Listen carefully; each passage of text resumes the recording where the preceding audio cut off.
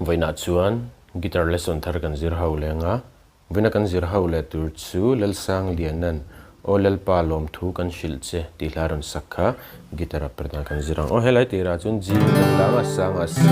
ahniama D chuan A hi kan pangtelang o ahnua A in ron sana asanga D ahniama E chuan B hi kan pangtel bokang o hetiang kan stramang down up up down up ti khano down up up down up ti khan down up down up zo khan down la khan arang dawin kan lut leng halang o Lalpa lawmthu kan hrilh che eile in silfen tinan kan thlak rat na kha chuan down up ang chau te khana kalang Astaming pachan khazu kai manin kan lawin siam rem ve mai don ni afuza zong zong han soi har da uchina wangin hetiang pathian lamuang de ulek hi chu tle min perte har ve da uchina nang manin in lawin zir ngun don ni na na na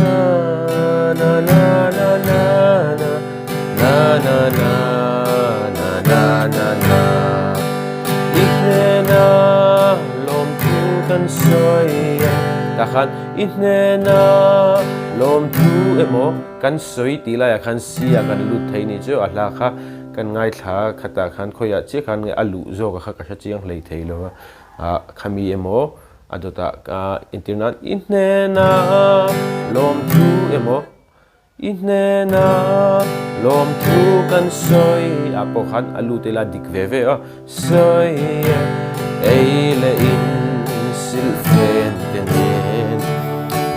ruak yang lim ni eng rua su malsom na tinreng tenen chuan alhan engkarom play mil lenga uluk devini lo ngai thale don ni